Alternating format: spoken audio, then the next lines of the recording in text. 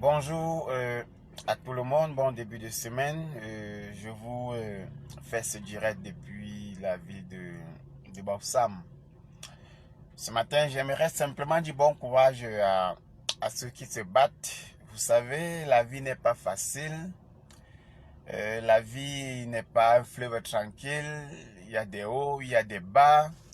Il y a des difficultés, il y a des projets qui ne se réalisent pas, il y a des problèmes de couple, il y a des problèmes de famille, il y a les problèmes de travail, il y a des problèmes d'école, il y a des problèmes de recherche d'emploi, il y a des problèmes de collaboration, il y a les problèmes d'amour. Il y a tous ces problèmes-là. Et aussi, il y a des moments de joie, des moments de fierté, des moments de bonheur. Donc, tout cela fait partie de la vie, en fait. Alors, vous devez comprendre que c'est pas parce que les choses sont difficiles dans votre vie actuellement que vous allez croire que ça sera toujours difficile. Non, vous devez toujours garder le courage, toujours garder le cap, toujours garder une certaine détermination et croire en votre avenir, croire en votre futur, travailler sans relâche. Vous savez, la plupart des temps, des personnes qui disent que non, je dois jouer ma vie, on ne sait pas quand est-ce qu'on va mourir, sont toujours ceux-là qui regrettent tôt ou tard cette façon de prendre les choses. Parce qu'on ne peut pas vivre tout simplement parce qu'on va mourir. On ne peut pas vivre tout simplement parce qu'on pense qu'on va mourir. On ne peut pas prendre des décisions inutiles, des décisions bêtes parce qu'on pense que la mort va nous surprendre. Non. Il faut bâtir sa vie de telle sorte que si elle ne nous profite pas à nous-mêmes, elle profitera à nos enfants, elle profitera à la communauté, elle profitera à notre famille. Il faut travailler sans repos, pas parce qu'on n'a pas besoin du repos, pas parce qu'on ne doit pas dépenser ce qu'on travaille, mais parce que, puisqu'on ne sait pas quand est-ce qu'on va mourir, il est encore préférable de travailler durement et de mourir sans consommer que de ne pas travailler et vivre dans la souffrance. Parce que je vois beaucoup de personnes blaguer, jouer avec leur vie sous prétexte que la mort va leur arriver d'un moment à l'autre. Donc je suis venu ce matin pour souhaiter bon courage à ceux-là qui ont des difficultés dans leur boulot, qui ne parviennent pas à trouver un travail, qui ont des projets qui ne marchent pas, qui ont des entreprises qui stagnent, qui se battent pour que les choses changent dans leur vie, pour que les choses changent au Cameroun, pour que les choses changent dans leur environnement et que malgré tout ce combat, malgré leur effort, malgré leur détermination, les choses semblent ne pas toujours avancer. Non, vous ne devez pas abandonner. Vous savez, j'ai démarré ma vie comme Ben Skinner. C'est comme ça que j'ai démarré ma vie. Ça dit que le temps que j'étais commerçant, c'est quand j'étais encore sur les bancs. Mais quand je suis parti de l'école, j'ai commencé le benskin. C'est vrai que même à une certaine époque, quand j'étais encore sur les bancs, je faisais déjà la moto. Mais j'ai fait le benskin dans les rues de Douala. Ceux qui connaissent Village Ndorpassi, premier entrée bord de 10, connaissent que moi, je fus l'un des plus grands benskinners du quartier. Et après, je me suis jeté dans le commerce avant de retrouver les entreprises après ma soutenance. Et par la suite, je suis parti du Cameroun pour me chercher à l'extérieur. Ça n'a pas toujours marché comme je voulais. Je suis revenu au Cameroun et désormais, je me bats sur place. C'est une façon de dire qu'il n'y a pas le lieu où on peut bâtir sa vie. Le plus important est déjà de savoir que lorsque nous avons besoin de construire notre avenir, lorsque nous avons des projets, il faut toujours mettre en tête que les choses ne seront pas faciles de notre côté. Les choses ne seront pas toujours, ne tourneront pas toujours en notre faveur. Il y a des matins où on va se lever, croyant que le ciel est devenu sombre, que tout, que la vie nous déteste, que la nature nous hait. Mais lorsqu'on fournit davantage d'efforts, on s'en rend toujours compte qu'une porte favorable finit toujours par s'ouvrir devant nos yeux.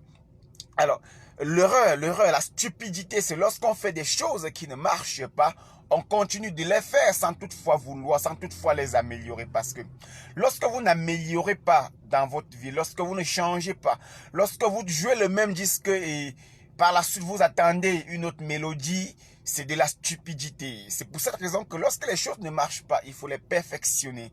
Il faut se battre pour les réorienter, pour les réorienter, pour les rediriger, pour les redéfinir.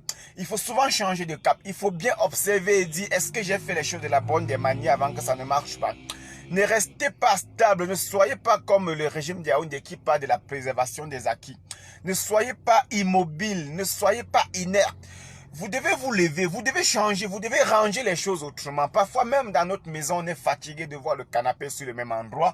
On est fatigué de voir la télévision sur le même endroit. Parfois, on est fatigué tout simplement. On est fatigué de sa maison parce que les choses sont restées pendant beaucoup de temps sur le même endroit. Et on a comme l'impression que sa vie elle-même finit toujours par devenir comme notre salon. Alors il y a des matins où on décide d'enlever tout, de mettre à l'extérieur, de laver la maison et de repositionner. Cela donne un nouveau dynamisme, une nouvelle façon de vivre dans votre maison. Donc votre vie doit être comme ça. La recherche d'emploi, vous ne devez pas rester sur un couloir. Oui, vous avez un BTS en ressources humaines, mais postulez aussi dans beaucoup d'autres choses. Vous pouvez vendre dans une boulangerie, vous pouvez vendre dans une quincaillerie, vous pouvez servir dans un snack bar. Vous pouvez gérer un point mobile money malgré votre diplôme en ressources humaines.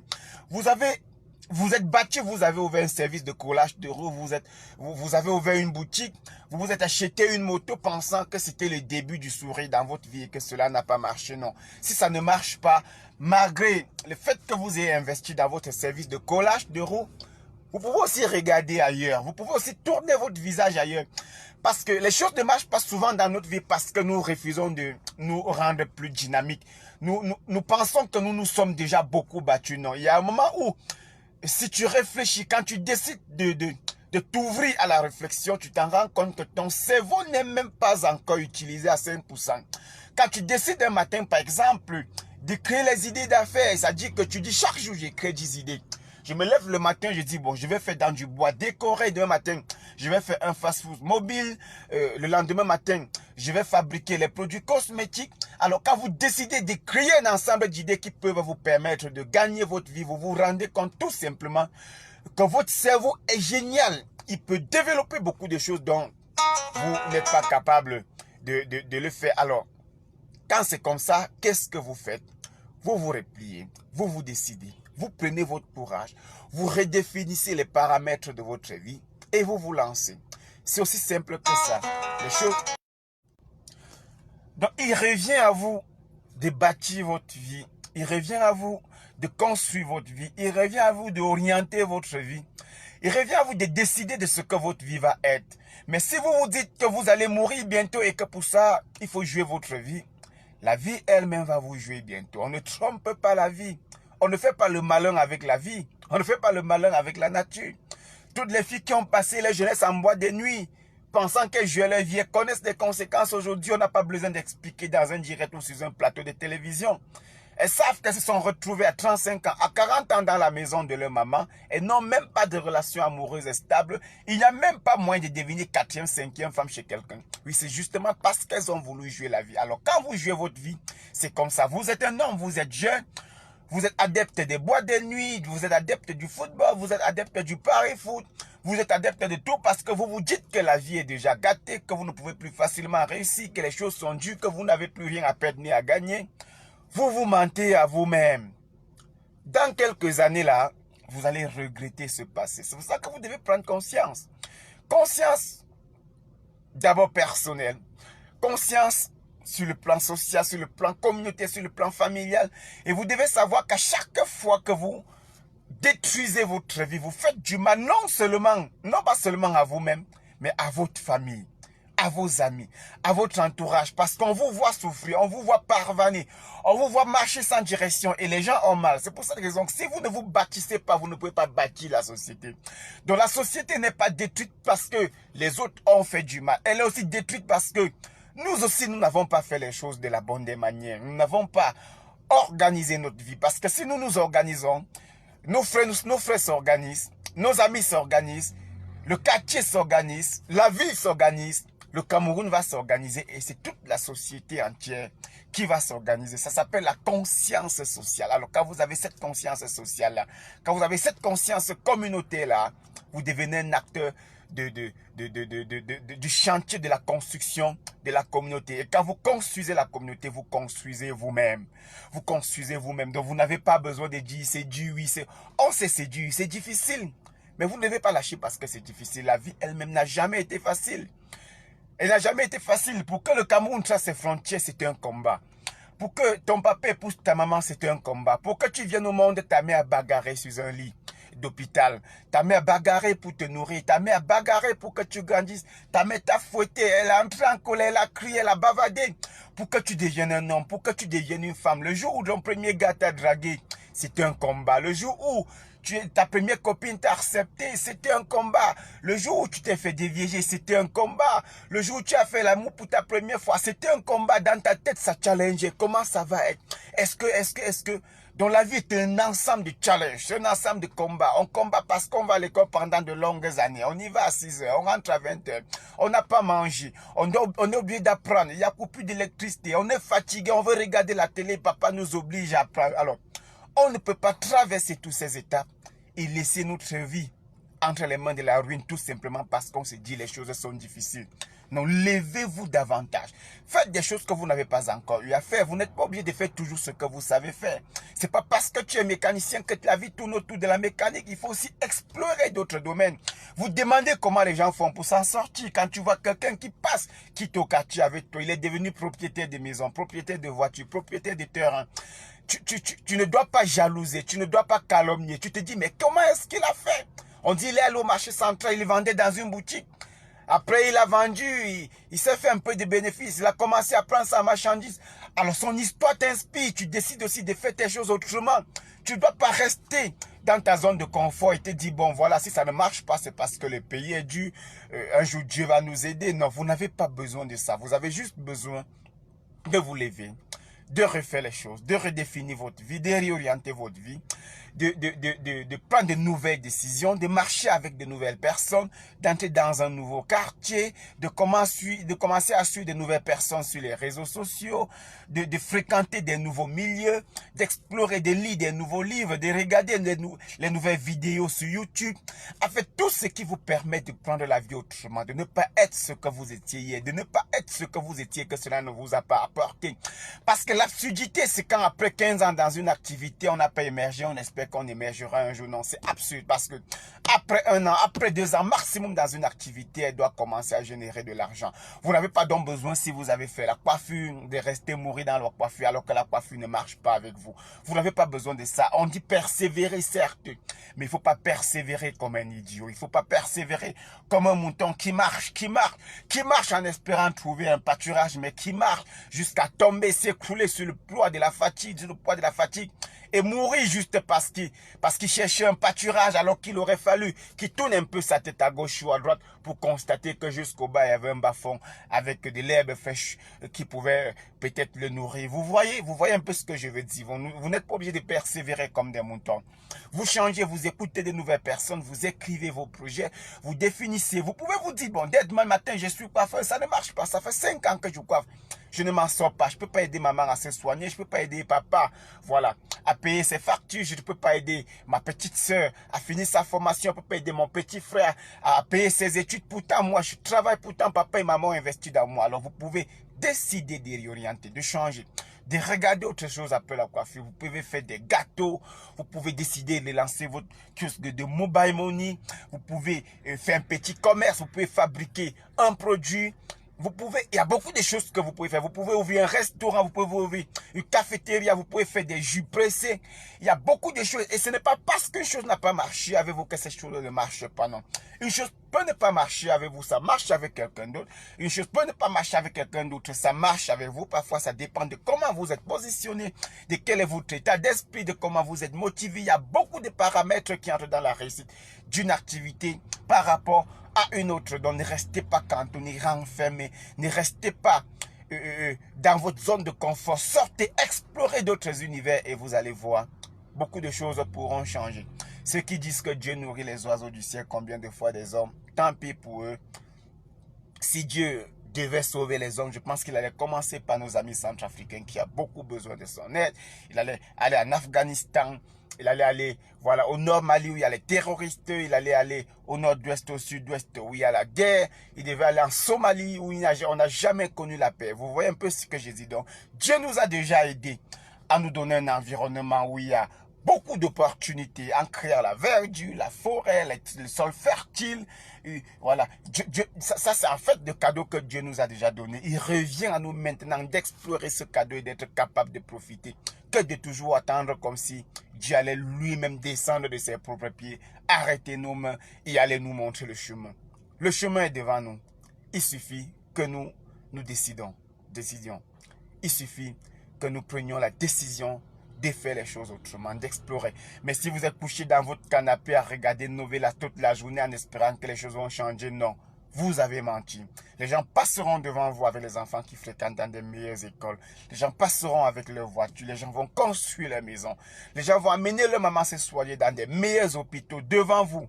Entre-temps, vous regardez Novelas, vous regardez le match de l'Olympique de Marseille contre qui je ne sais. Vous êtes adepte des films. Pendant 4 heures de temps, vous regardez un film alors que les mêmes 4 heures peuvent vous permettre de lire un livre qui vous permet de grandir, de rendre mature votre esprit, de rendre mature votre cerveau. Donc, il revient à vous de bâtir votre vie. Vous pouvez vous lever le matin, vous partez à quoi? Au supermarché, vous partez au marché central, au marché Mbopi, à Bonanjo. Vous observez ce que les gens font. Comment est-ce qu'ils font pour s'en sortir? Ça vous inspire. Ça vous inspire, ça vous permet de prendre de meilleures décisions. Mais si vous vous couchez sur votre canapé, vous faites la prière, vous regardez telenovelas, vous êtes au courant de tous les débats, de toutes les insultes, de toutes les infidélités du quartier, tout ce qui est inutile, c'est ça qui vous intéresse, non. Vous n'allez pas vous en sortir. Et vous allez à un moment donné croire que la vie vous déteste, que les gens vous détestent, que tout le monde est à l'origine de votre malheur. Vous allez croire que les gens ne vous aiment pas. Pourtant, personne ne vous veut du mal. C'est juste que vous vous faites du mal vous-même. Vous allez croire que les gens ne vous aident pas. Pourtant, personne n'est obligé de vous aider. Personne n'est obligé de vous tendre la main. Vous allez insulter vos oncles qui ont l'argent et ne vous donnent pas. Pourtant, c'est leur argent. Vous allez insulter vos tantes, vos sœurs qui ne vous aident pas. Pourtant, ils ne sont pas obligés de vous aider. Vous devez vous battre. Personne n'est obligé de vous aider. Quand vous tombez déjà dans cette vie de désespoir, de déséquilibre mental là, vous commencez à vous battre pour qu'on vous aime. Vous vous battez pour avoir l'amour. Pourtant, vous devez vous battre pour avoir du respect. Vous êtes obligé parfois de caler dans des mariages qui ne vous aident pas. Parce que vous ne savez pas où vous allez partir du mariage et aller faire. Vous n'avez pas d'autre perspective. Le mari peut vous battre, vous ne bougez pas.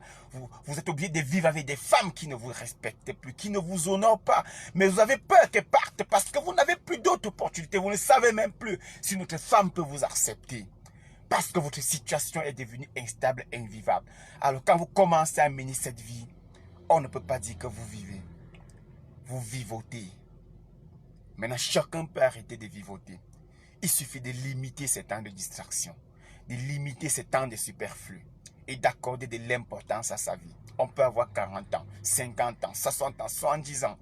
Mais lorsqu'on a pris conscience et qu'on a franchi l'étape de l'ignorance, on décide de faire les choses autrement. On retrace sa vie. On réouvre sa vie. On recadre sa vie. On fixe les bases de sa vie. On oriente sa vie. On décide d'enlever tout ce qui ne nous aide pas. Tout ce qui ne nous donne pas un plus dans notre vie. On les met de côté et on redéfinit les bases de la vie. Quand vous faites ceci, vous allez voir les choses changer autrement. Ok. C'est depuis Borsam que je vous donne ce petit message du matin, ça c'est lundi. Qu'allez-vous faire de votre journée? Qu'allez-vous faire de votre semaine? Qu'allez-vous dire à ceux qui sont autour de vous? Est-ce que vous avez tracé le plan de votre vie cette semaine? Est-ce que vous savez ce que vous allez faire aujourd'hui pour gagner un peu d'argent?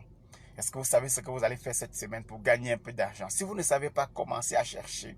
Commencez à réfléchir. Faites bouger le cerveau. Il est capable de beaucoup de merveilles dont vous ne pouvez imaginer. Mais si vous voulez aller lire les livres du développement personnel sans vouloir appliquer, aller écouter les paroles de l'évangile sans comprendre le fondement, aller écouter les discours, aller écouter des amis qui bavardent au quartier, votre vie dépend de vous. Quand vous échouez, vous êtes d'abord le premier responsable. Vous souffrez, vous faites souffrir vos enfants, vous faites souffrir vos parents, vous faites souffrir vos frères et sœurs, juste parce que vous avez décidé de ne pas faire les choses. Prenez de la hauteur. Prenez de la hauteur dans vos vies. Construisez de la hauteur. Devenez de grandes personnes. Vous n'êtes pas obligé de dire président, oh président. Non, vous n'êtes pas obligé de dire oh grand, oh la mère. Non, vous n'êtes pas obligé de dire ça. Bonjour monsieur. Bonjour tonton. Bonjour président. Est-ce que posez des vraies questions. Rendez-vous sérieux, les gens vont vous respecter. Mais si vous voyez n'importe qui, donne-moi une bière, non, non, personne ne vous respectera avec ça. Vous n'êtes pas obligé de demander une bière aux gens, ça coûte 500 francs, vous pouvez acheter, vous buvez vous-même. Vous n'êtes pas obligé de demander 100 francs, de demander 1000 francs. Vous n'êtes pas obligé que tout le monde sache que vous avez des problèmes. Parce que quand vous êtes dans votre vie, vous vous prostituez mentalement, moralement et même spirituellement, vous ne vous rendez pas compte. C'est pour ça que beaucoup de femmes ont fait des rapports sexuels avec des personnes dont elles n'avaient pas besoin. Juste parce qu'elles souffraient. Beaucoup d'hommes. Autrement. Au revoir les gars. Battez-vous à faire des choses autrement dans votre vie. Bonne journée.